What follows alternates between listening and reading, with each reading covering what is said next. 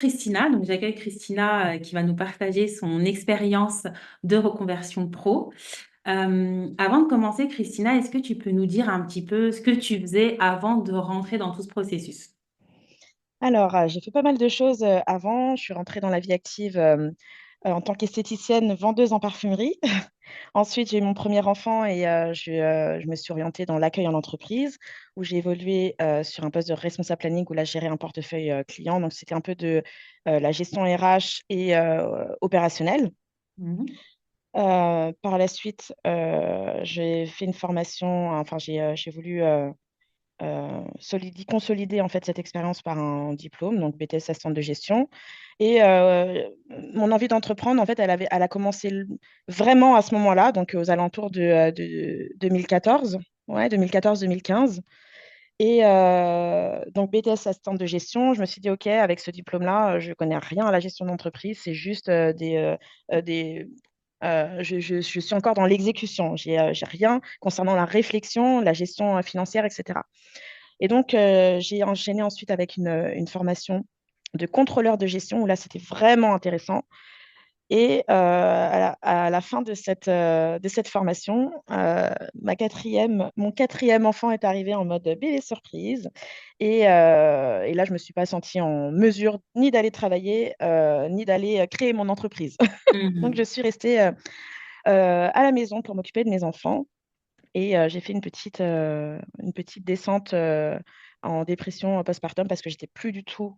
Aujourd'hui, je le dis avec ce recul-là, mais j'étais plus du tout en activité professionnelle. J'étais Mhm. uniquement en exécution à la maison. Mhm. Et il y a beaucoup de réflexions qui sont arrivées à ce moment-là, où là encore, l'envie d'entreprendre venait, mais beaucoup d'insécurité parce que je sortais du monde professionnel. Donc, je me sentais même pas capable d'aller poser un CV quelque part et même pas Mhm. capable de monter mon entreprise malgré les différentes formations que je pouvais faire, les petites formations comme par-ci par-là que je pouvais faire.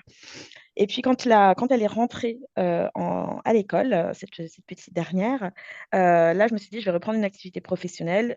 J'ai fait un premier bilan où là, je me suis rendu compte que ouais, d'être mère au foyer, ben, en fait, on est déjà un chef d'entreprise hein, un peu hein, quand même. Hein. Juste un tout On en petit fait de peu, la hein. gestion. Hein.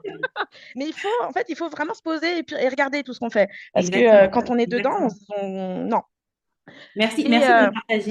Juste, je te coupe 2 minutes parce que merci de partager ça parce qu'il y a peut-être des personnes qui vont nous écouter, qui sont exactement dans la même situation dans laquelle tu mm, étais il y a quelques années et qui se disent, mais en fait, trop bien parce que je pensais que je pouvais rien faire et tiens, tu vois. Donc, mm, ouais, c'est hyper important de rappeler ça parce que on est beaucoup sur la reconversion, on passe du salariat à l'entrepreneuriat, etc. Mais il y a des temps de latence pour beaucoup de personnes et normalement, je pense, et notamment, je pense aux femmes qui effectivement s'occupent des enfants à la maison et qui du coup se disent, OK, j'ai envie de faire ça, mais je suis tellement restée dans mon chez-moi à m'occuper de mes enfants, etc., que, OK, est-ce que je me sens capable d'y aller ou pas, en fait? mm. Ce qu'il faut savoir, c'est qu'en tant que mère au foyer, parce que pour moi, il n'y a pas de congé parental.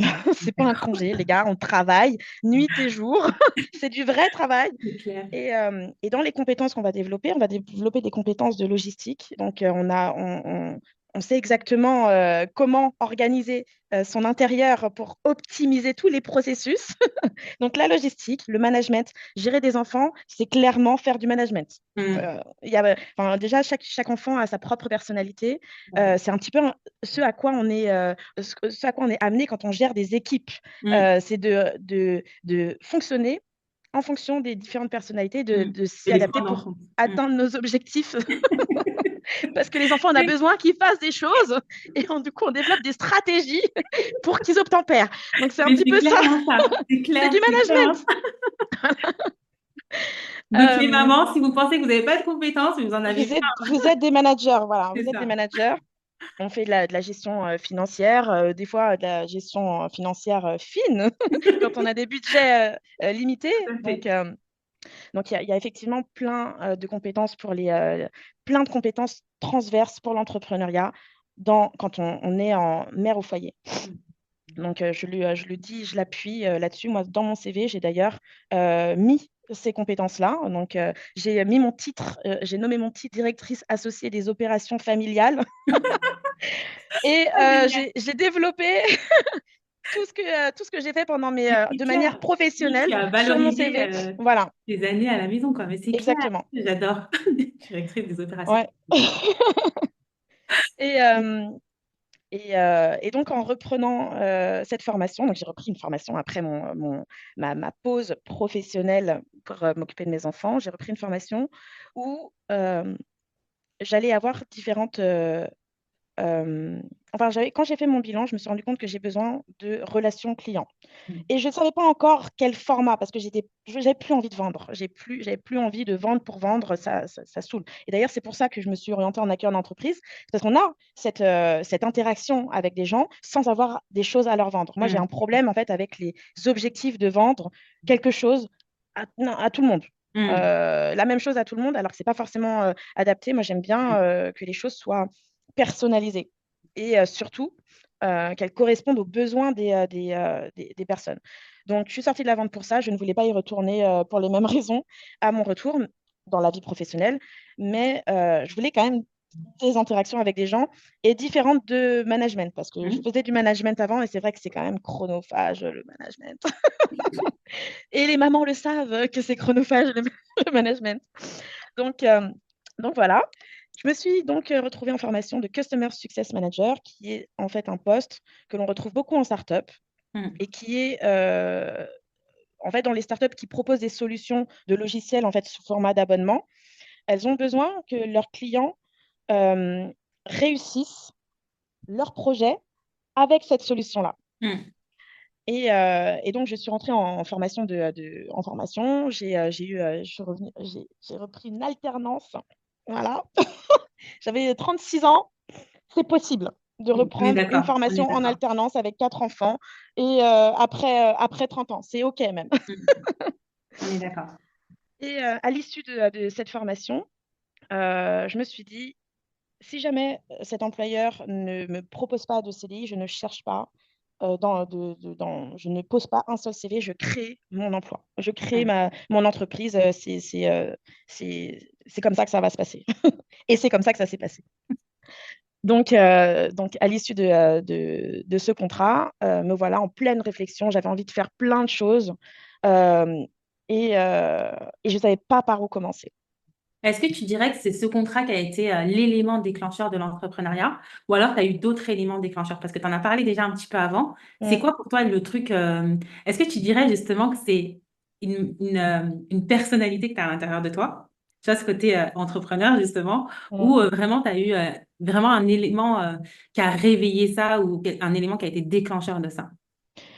Je pense que j'ai ce truc d'entrepreneuriat en moi, mais j'étais encore dominée par mes peurs, en fait, à ce moment-là. Et à l'issue de ce pacte que j'ai fait avec moi-même, parce que c'est comme ça que ça s'est passé, hein. C'est pas, ça y est, je me suis sentie prête. Je n'étais pas Hmm. prête. Mais j'ai dit que je ne chercherais pas de nouveaux contrats en salarié si jamais on ne me le proposait pas. Hmm. Hmm. Voilà, c'est le deal que j'ai fait avec moi-même. Et donc là, je suis rentrée non plus en mode je suis dominée par mes peurs. Ah, ok, on va les prendre une par une et on va voir ce qui se passe derrière cette On va se peur. faire un petit salon de thé. Voilà, On va on va discuter faire un avec petit elle. time voilà, avec mes peurs. Et puis, on va voir comment les gérer. Hmm. Et c'est pas fini, hein. Je pense que les peurs, en fait, ça, c'est un truc avec lequel on doit dealer un petit peu tout au long de notre parcours Hmm. entrepreneurial. Mais effectivement, l'idée, c'est de ne plus être dominé par celle-ci. Il Hmm. y a pas mal de peurs qui sont euh, totalement construites par notre cerveau, en fait, qui n'ont absolument aucun fondement rationnel. Mais souvent, c'est ça, hein. Les Mm. vraies peurs, en général, elles n'ont aucun fondement très rationnel. Ouais, Quand tu t'écoutes parler, tu dis, bah, en fait, ça, il n'y a pas de sens. c'est ça, c'est une Il n'y a pas de construction sens. mentale C'est ça. une construction mentale pour que, d'ailleurs, que notre cerveau probablement fait pour pas aller vers l'inconnu, mais c'est ça. En fait, la première peur, c'est l'inconnu, et le cerveau va nous construire tout un tas d'autres peurs pour pas qu'on aille C'est vers ça. l'inconnu. C'est Il a ça. besoin de nous maintenir dans tout ce qu'on on sait, Et je même si c'est dirais, inconfortable. et je dirais même la vraie peur, parce que des fois, on a des raisons comme ça qui arrivent et qui paraissent complètement logiques. Et souvent, quand on creuse la vraie raison, et comme tu dis, elle a aucune logique, elle a aucun Mm, sens, elle est presque ridicule, mais elle est viscérale pour nous, en fait. Ouais, Et c'est en ouais, fait, les peurs, elles sont bah, parfois pas compréhensibles par d'autres personnes, parce que mm, d'autres personnes n'ont pas, justement, n'ont pas les mêmes peurs. Eux, ils ont d'autres peurs viscérales que nous, on va dire, mais je comprends pas pourquoi tu as cette peur-là, tu vois. ouais, Donc, c'est c'est ça. ça. Du coup, est-ce que tu peux nous dire un petit peu, bah là maintenant, parce que tu es dans la construction, nous dire un petit peu où tu en es, qu'est-ce qui se passe pour toi et potentiellement, qu'est-ce que tu rencontres comme, comme peur ou comme blocage ou Mm. tout ça? Alors déjà, bah, ma première étape pour affronter mes peurs, ça a été d'aller voir à quoi elle faisait référence Mhm. dans mon enfance. Parce que c'est le parcours entrepreneurial, bon, la manière dont je le vis, c'est un vrai parcours initiatique de découverte de moi-même, de tomber les différents masques que j'ai pu mettre pour me protéger de on ne sait quoi, mais j'ai l'impression que c'est ça qui est, en tout cas, ou qui était. Mhm. Et la première chose, donc, ça a été d'aller voir en fait à quoi faisaient référence ces peurs-là dans mon enfance, des fois dans le transgénérationnel aussi, parce que on a quand même pas mal d'héritage. Et, euh, et d'ailleurs, dans ma famille, il n'y a pas beaucoup d'entrepreneurs en fait. Il y a plus de fonctionnaires que d'entrepreneurs. Et il y a un mindset Mhm. d'entrepreneur, il y a un mindset de fonctionnaire. Moi, je suis allergique, excusez-moi, les fonctionnaires, mais je suis allergique au mindset des fonctionnaires. Donc, voilà. Et mon père était fonctionnaire, ma mère était fonctionnaire. Et je pense que leur construction mentale a été un de mes héritages que j'ai dû Mhm. déconstruire Mhm. pour pouvoir accéder à mon désir d'entreprendre. Hmm. Merci, Donc, merci de partager ça parce que c'est vrai qu'on n'en parle pas beaucoup et on n'en a pas beaucoup parlé non plus sur les différents podcasts. Mais c'est vrai qu'en fonction justement de l'environnement dans lequel tu baignes, bah, ça peut vraiment imprégner ta manière de fonctionner en fait, tu vois. Et c'est vrai que bah, quand tu grandis dans un environnement où tu n'as que des salariés et même quand toi tu veux devenir entrepreneur mais que tu n'as que des salariés, franchement, pour faire ce switch, faut oui, vraiment, enfin, voilà, faut t'entourer d'autres personnes qui sont aussi entrepreneurs. Sinon, oui, ça peut être compliqué. Ouais. Hmm. oui. Et justement, ma sœur jumelle, qui vit au Canada, était dans exactement le même timing que moi, bizarrement. Donc, je me suis dit que j'allais avoir besoin d'avoir un espace, temps dédié à ce parcours de réflexion. Et donc, je me suis octroyé 3 mois de séjour au Canada à ses côtés pour qu'on puisse avoir ces réflexions et cet avancement en fait ensemble. Hmm. Et, euh, et il en est sorti quand même pas mal de choses parce que à deux, on avance beaucoup plus vite en fait, parce qu'on était vraiment un miroir l'une pour l'autre. Mais aussi, on avait le recul nécessaire l'une sur l'autre, en fait, pour Hmm. pouvoir nous donner Du des feedback. réponses rapides. Voilà, parce que le truc de l'entrepreneur, du solopreneur, c'est la solitude. Et dans nos réflexions, surtout quand on est dans les peurs, on a beaucoup de mal à avancer. Et des fois, il suffit d'un échange avec quelqu'un pour débloquer quelque chose. Et c'est clairement ce que j'ai pu avoir avec ma sœur, parce que c'est pas forcément des sections de coaching, hein, c'est juste des échanges avec quelqu'un qui Hmm. vit la même chose ou qui est passé par ça, qui Hmm. nous permet de débloquer des situations. Tout à fait. Donc, euh, donc voilà. Je sais plus Hmm. où j'en étais sur les questions à se Non, non, poser. mais c'est très bien. Mm, Parce que du coup, là, tu nous parles un petit peu justement des personnes ressources que tu as pu avoir, enfin, que tu as dans ton parcours que tu es encore en train de consolider. Et du coup, en dehors de ta sœur, est-ce que tu as eu d'autres personnes ressources? C'est quoi, en fait, les ressources clés pour toi pour continuer à avancer sur ton chemin, en fait? je pense qu'on a besoin d'un accompagnement, peut-être sous format de coaching, peut-être sous format de cercle. Hmm. Euh, le coaching, c'est très intéressant parce que c'est vraiment de l'individuel, mais c'est aussi assez difficile de trouver son coach. C'est vraiment difficile parce qu'une fois que il y a une espèce de promesse de vente en fait dans le coaching qui est après quand on arrive dans les sessions de coaching ne correspondent pas forcément c'est pas la réalité, mais où on n'a pas forcément de compatibilité avec son coach Hmm. à différents niveaux.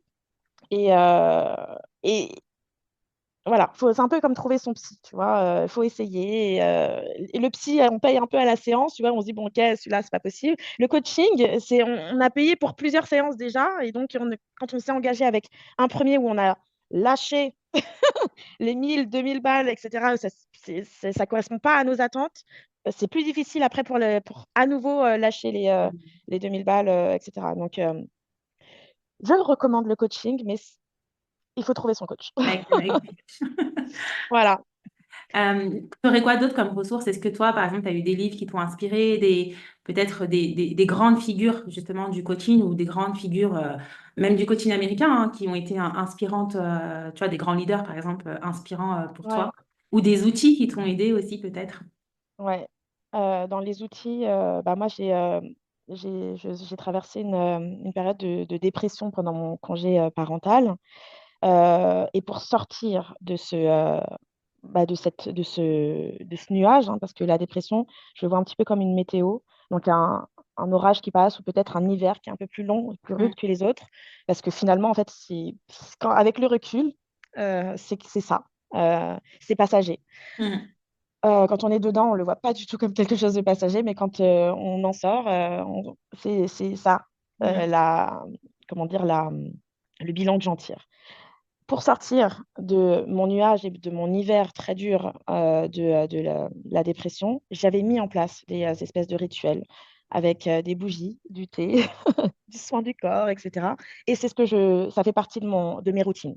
mm, Tous les soirs, j'ai une bougie allumée, j'ai mon thé et j'ai un espace en fait qui est dédié à un temps pour moi, pour la réflexion ou pas. Mais j'ai cet espace en fait euh, qui m'est dédié et, mm, euh, et, euh, et je pense que ça fait partie de mon fondement en fait, de ce qui me tient debout. C'est mon pilier mm. euh, dans, Le dans, temps dans que ma tu routine. t'accordes, en fait. Le temps que je m'accorde Mm, et, euh, et la réflexion, enfin les réflexions que je peux avoir. Parce que le temps qu'on s'accorde, dans ce temps-là, il faut aussi avoir un aspect quali, qualitatif de ce temps-là. Parce que mm, le temps, on en a, hein. On en a du temps. Mais la qualité de ce temps, du temps qu'on va s'accorder, elle est peut-être 100 fois plus importante que le temps dont on dispose. mm, mm, Et le contrat que je me suis fait avec moi-même, c'est d'être un maximum honnête avec moi-même. C'est arrêter de me raconter des histoires. Parce qu'on mm, de voir la vérité telle qu'elle est. Et des fois, la vérité, elle n'est pas facile à accepter.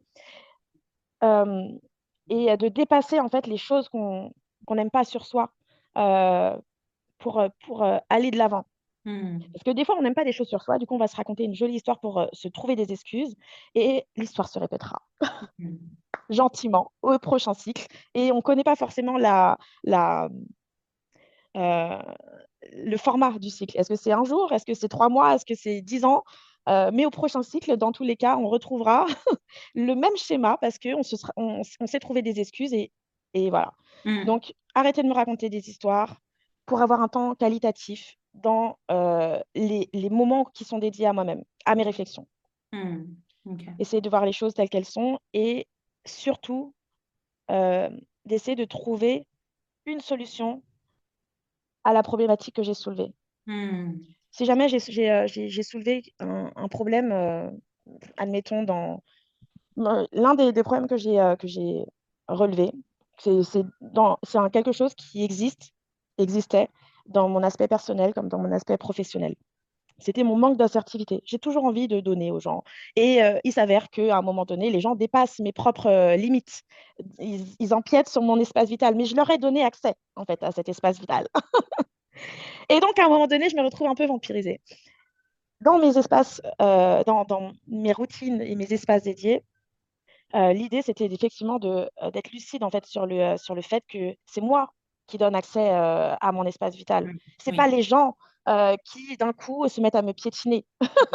Mais ça c'est intéressant ce que tu dis parce que si on revient sur la partie entrepreneuriat, quand on se lance justement dans cette reconversion, quand on se lance de toute façon dans l'entrepreneuriat, ou j'ai envie de dire même dans n'importe quoi, mais on va prendre vraiment cette partie-là, il y a vraiment ce besoin de revenir à sa propre responsabilité à chaque fois. Parce que Mm. sinon, on peut très facilement accuser l'extérieur de ça ne fonctionne pas, mais il n'y a pas de clients parce qu'ils ne comprennent pas, mais les réseaux sociaux ceci, mais les réseaux sociaux cela. Donc en fait, c'est vraiment important de revenir à ça. Et ça, on ne l'apprend pas. Tu vois, moi, c'est un des piliers fondamental que j'utilise moi dans mes accompagnements, c'est qu'on parle vraiment de la responsabilité. Parce que ça, on ne l'apprend pas à l'école. On ne l'apprend pas, tu vois, quand tu es salarié, tout repose sur la tête de ton patron, de ta boîte, etc. Tu vois, c'est pas toi, c'est la faute, c'est toujours la faute d'un tel, etc.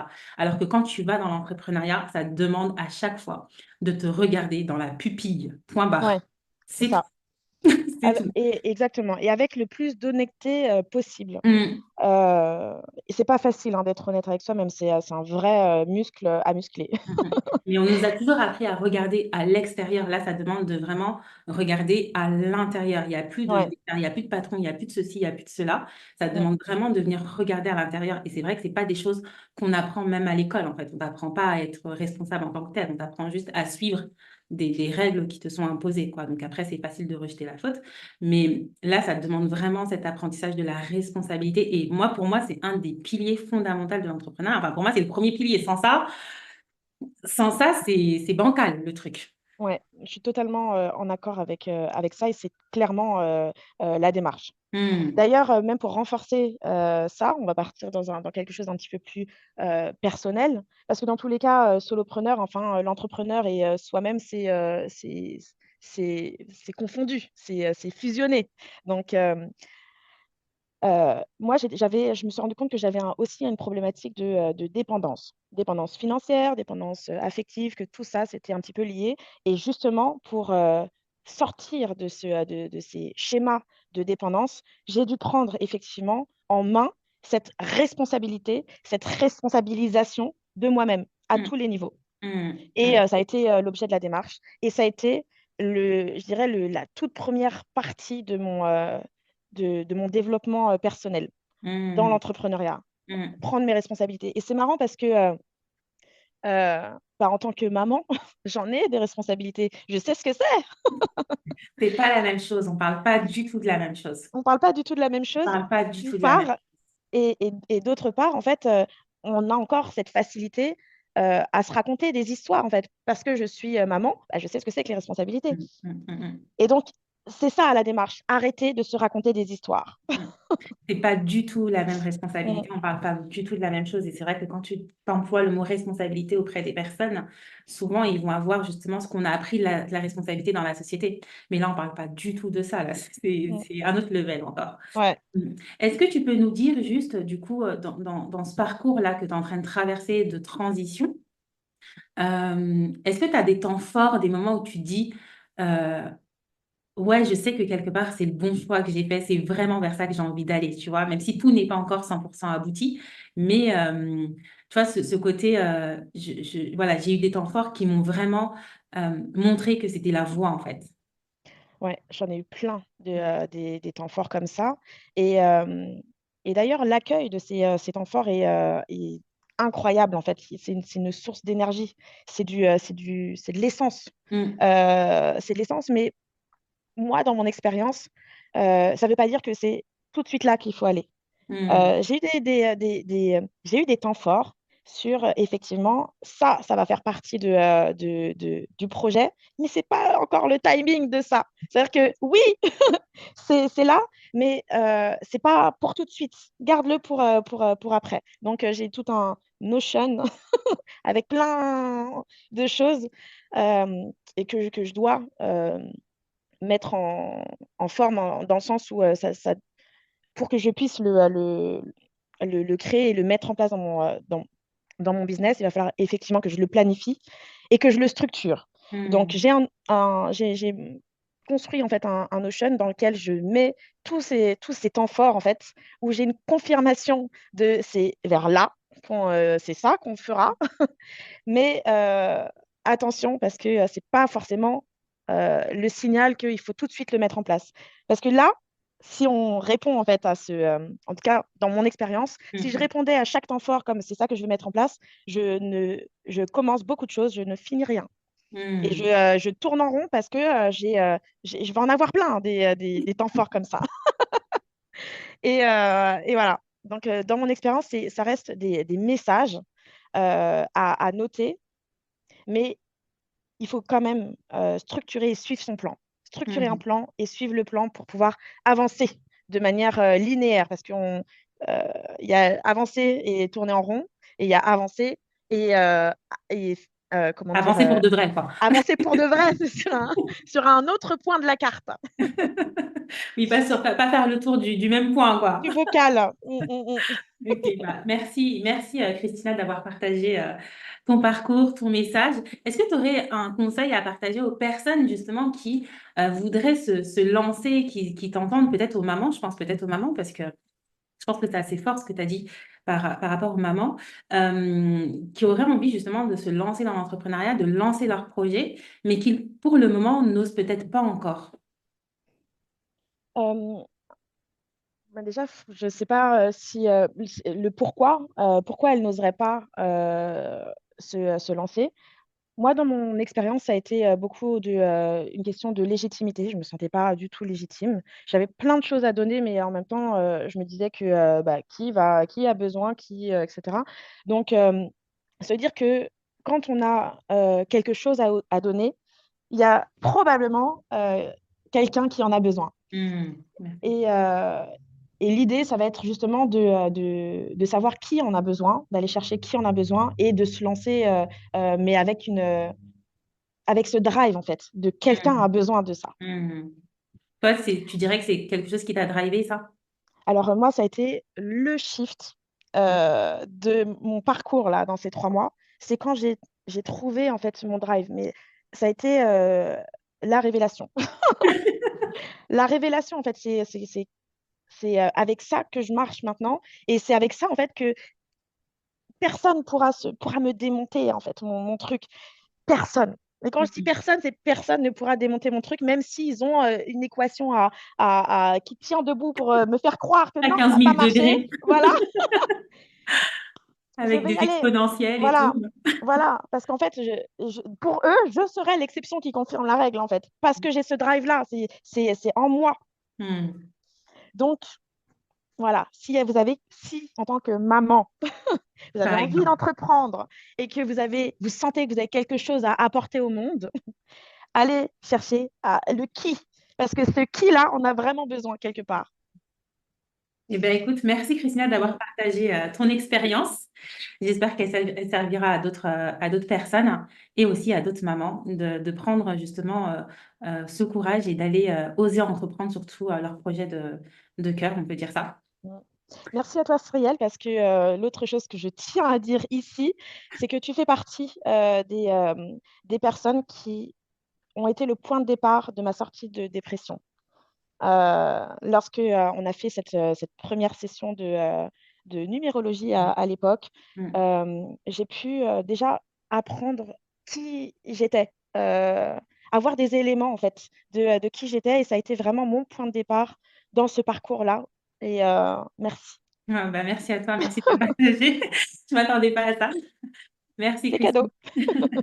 Eh bien, merci d'avoir partagé ta voix. Et puis, on espère qu'elle va inspirer d'autres personnes à entreprendre ce parcours de cœur.